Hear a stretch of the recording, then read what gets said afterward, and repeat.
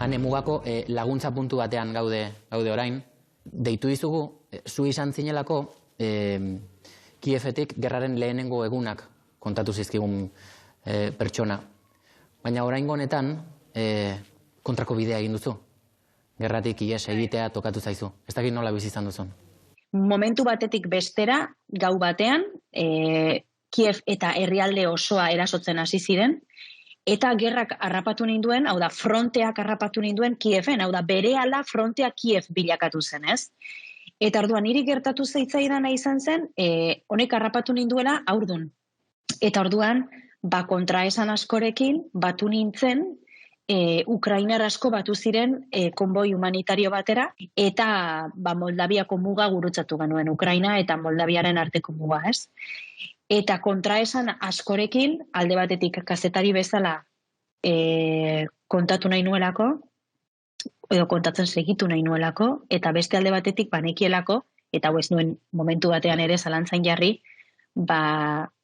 kasu honetan ezin nuela.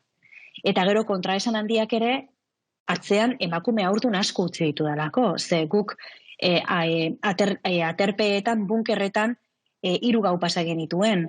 Eta bertan aurdun zeuden emakume pila bat zeuden, edo aur txikiak zituzten emakume pila bat, ez?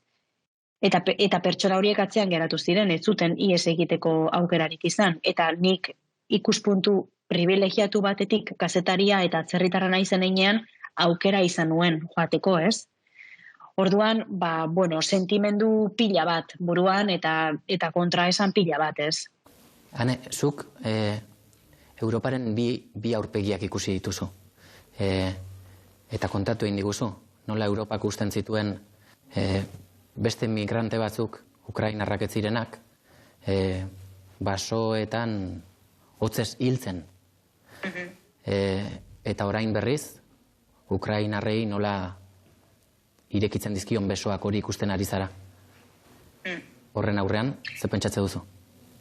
Hipokresia hutsa dela, ze soilik duela 2 hilabete, Poloniaren eta Bielorrusiaren arteko mugan, Poloniak, orain Ukrainiako errefuxiatuei ateak ireki dizkiena besoak irekita, Polonia berak, errefuxiatuak abandonatu egin ditu, ez ditu Europako Batasunera sartzen utzi, eta basoetatik esia apurtuz gurutzatzea lortzen dutenak, asko eta asko basoetan hil egiten dira hotzez, edo abandonuaren ondorioz.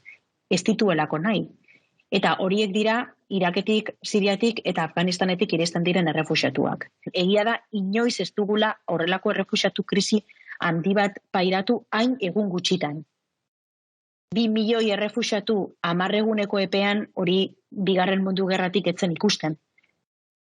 Baina horrek ez du esan nahi beste alde batzutatik ihes egiten ditugunak ahaztu beharko ditugunik. Eta gero kontuz Poloniarekin. Ze, klaro, Poloniaren rola pixka bat goraipatzen ari direnak, konturatu behar dira Poloniak duela 2 hilabete mugak itxi zizkiela beste toki batzuetatik zetozten errefuxiatuei Bielorrusiarekiko mugan, eta Poloniak ere Euskal Herriko kazetari bat atxilotuta daukala.